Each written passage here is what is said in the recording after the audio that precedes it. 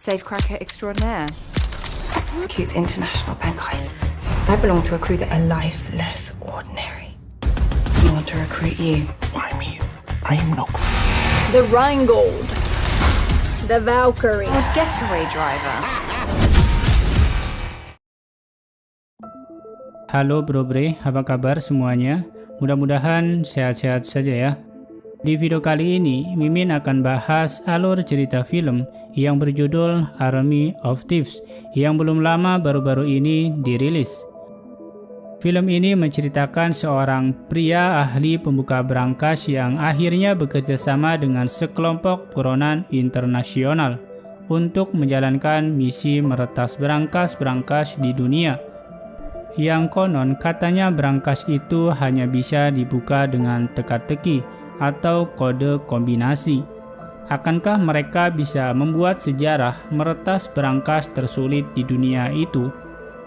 Baik, tidak usah basa-basi, kita langsung saja masuk ke alur ceritanya.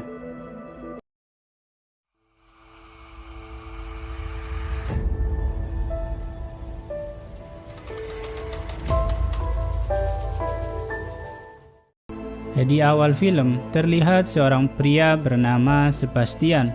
Ia sehari-hari disibukkan dengan bekerja sebagai teller di salah satu bank di Jerman. Seperti teller pada umumnya, ia harus selalu ramah kepada pengunjung yang datang, meski keadaan dirinya sedang tidak baik-baik saja. Hingga ada salah satu emak-emak datang ke bank di mana Sebastian bekerja. Ia mendatangi bank tersebut dengan nada marah kepada Sebastian agar segera dicairkan uang tabungan yang ia miliki. Sebastian pun tetap berusaha ramah kepada emak-emak tersebut. Dan ketika pulang, Sebastian pun mengeluh kehidupannya yang itu-itu saja. Hingga akhirnya ia mencoba hal baru, yaitu membuat channel YouTube tentang kisah seorang legenda yang bernama Hans Wagner, seorang ahli pembuat brankas yang terkenal di dunia, di mana akhir hidupnya ia menciptakan sebuah karya 4 brankas. Di setiap brankas terdiri dari 4 opera epik dengan akar mitologi Nordik. Keempat brankas ini adalah Rheingold, Valkyrie, Siegfried, dan yang terakhir Götterdämmerung yang dikenal juga Senja Para Dewa. Jika brankas-brankas itu dibuka dengan paksa, maka isinya akan terbakar dan terkunci selamanya. Ada satu brankas yang ia buat dengan tujuan akhir hidupnya, di mana Hans Wagner mengakhiri hidupnya sengaja memasuki brankas itu dan menguncinya dari dalam, sehingga brankas itu tidak pernah bisa dibuka dan menjadi kuburannya. Brankas itu kemudian dijatuhkan ke laut bersama jasadnya di dalamnya. Setelah berhari-hari video yang ia upload tidak ada yang menonton, akhirnya ada penonton pertama yang membuat Sebastian sangat senang. Bahkan penonton misterius itu juga mengomentari videonya dengan memuji Sebastian dengan mengatakan bahwa sepertinya ia juga ahli pembuka brankas seperti Hans Wagner. Sebastian pun juga diajak untuk datang ke sebuah tempat lomba meretas brankas. Tak pakai lama, akhirnya Sebastian pun segera menuju ke sebuah alamat yang dituju. Ketika sampai, Sebastian pun langsung disuruh ikut ke dalam lomba itu. Sebastian pun yang tidak tahu apa-apa tampak kaget dan kebingungan dengan apa yang terjadi di ruangan itu, di mana ruangan itu sudah ramai sedang melakukan lomba meretas brankas. Lengkap ada juri, peserta, dan penonton yang sedang taruhan. Dan ketika lomba dimulai, awalnya Sebastian gugup untuk melakukan meretas brankas yang pertamanya. Tetapi hingga di akhir-akhir waktu, Sebastian berhasil meretasnya, yang membuat dirinya lolos ke babak berikutnya bersama 4 peserta. Singkatnya, Sebastian pun berhasil lolos masuk ke final melawan juara bertahan peretas brankas tercepat. Dengan percaya dirinya, Sebastian berusaha untuk konsentrasi dan mengamati di setiap kombinasi berangkas tersebut.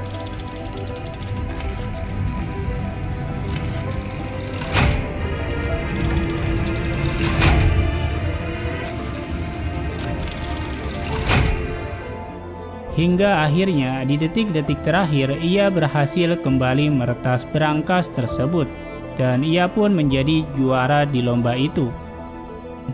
Dan tiba-tiba ada seorang wanita misterius yang memandangi Sebastian dengan tatapan senyuman sehingga membuat Sebastian tertarik dengannya.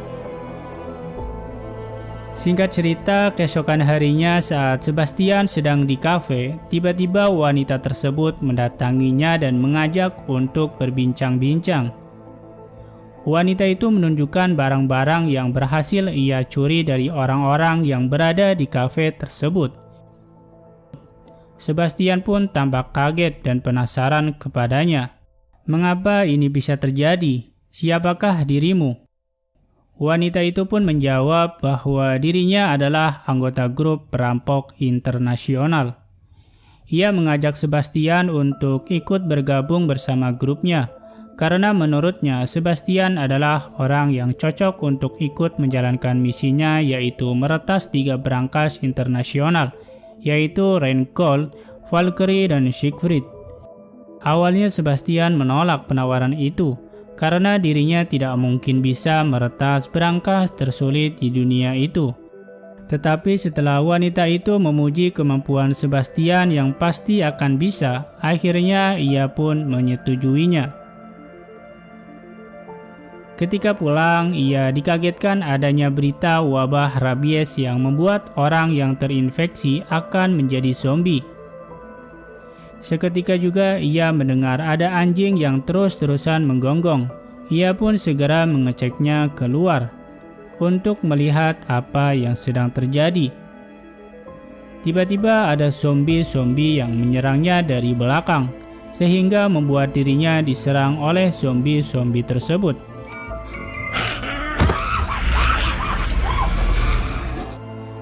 Dan ternyata ini hanyalah sebuah mimpi dari Sebastian. Singkat cerita, Sebastian pun segera menemui wanita yang sebelumnya sudah berjanji bertemu di tempat rahasia. Kali ini ia benar-benar akan menjalankan misinya. Di tempat itu, Sebastian diperkenalkan satu persatu anggota timnya. Yang pertama bernama Corina, pengurus logistik dan ahli peretas. Dan ini Rolf, sopir terbaik yang akan siap siaga untuk membantu tim. Satu lagi Brad Cage, pemeran laga saat menjalankan aksi. Tak lupa wanita misterius ini bernama Gwendolyn, panggil saja Gwen. Sebelum menjalankan aksinya, Corina sang ahli peretas mencoba menjelaskan lokasi-lokasi yang akan menjadi tujuan misinya. Yang pertama, Rheingold, sebuah bank di kota Paris, Perancis, di mana di berangkas itu terdapat kode 413 juta kombinasi. Yang kedua, Valkyrie, sebuah bank yang keamanannya cukup ketat. Lokasinya berada di Praha, Republik Ceko, ada 235 miliar kombinasi. Yang ketiga, Siegfried, yang ada di sebuah kasino Moritz, Swiss, ada 72 triliun kombinasi. Semua berangkas tersebut dimiliki oleh seorang miliarder yang bernama Blay Tanaka, yang terkenal dengan kekejamannya. Dan aksi pertama pun dijalankan. Mereka akan meretas berangkas Rheingold yang berada di Paris. Sebastian yang belum pernah menjalankan aksi kriminal seperti itu, ia tampak gugup dan merasa takut. Bagaimana kalau dirinya tertangkap? Gwen pun berusaha menenangkannya dan mengatakan bahwa grup ini sudah terbiasa menjalankan aksi seperti ini, jadi pasti akan berhasil. Dengan rasa gugup, akhirnya Sebastian memasuki bank tersebut. Ketika sudah masuk, ia pun segera menuju ke kamar mandi. Gwen yang ahli mencuri perhiasan juga menyusul memasuki bank tersebut. Ia juga diam-diam mengambil kunci yang ada di security tanpa diketahui. Ia menuju ruang kotak deposit yang telah dibuat dengan nama palsu. Sedangkan Corina memasuki bank untuk memastikan teller pergi meninggalkan lorong. Dan saat itu juga Gwen yang ada di dalam menjemput Sebastian untuk segera ke lokasi berangkas. Sebastian yang melihat berangkas itu tampak sangat kagum dengan keindahan lukisan yang telah dibuat oleh Hans Wegner. Ia berusaha mengingat dan mengamati cerita di balik setiap lukisan berangkas itu. Dan tak pakai lama, ia pun dengan mudah menunjukkan kemampuannya membuka berangkas itu.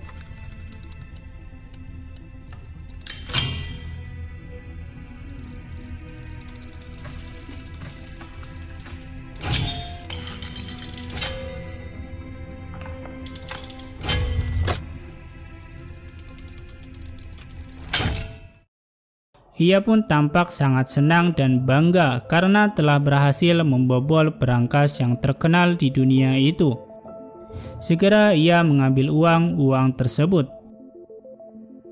Sekarang giliran Brad memasuki bank untuk memberikan pengalihan terakhir para teller, sehingga membuat Sebastian dan Gwen keluar secara bergantian tanpa diketahui oleh teller. Segera ia memasuki mobil yang disupiri oleh Rolf yang sudah siap siaga untuk segera pergi meninggalkan bank tersebut. Berselang lama, seorang komandan polisi yang bernama Delacroix, sebut saja Dela, sedang membicarakan kejadian peretasan berangkas yang baru saja terjadi. Ia mencurigai nama-nama yang selama ini menjadi buronan, yaitu Gwen dan Alexis yang sudah berganti nama menjadi Brad. Ia juga mengatakan pelaku-pelaku ini pasti sedang mengincar berangkas mahakarya dari Hans Wegner, yang berarti tujuan selanjutnya mereka pasti adalah Valkyrie yang berada di Ceko. Dan ia berjanji pasti akan menangkapnya dengan tangan sendiri. Oke teman-teman, lanjut di part kedua ya. Terima kasih yang sudah menonton.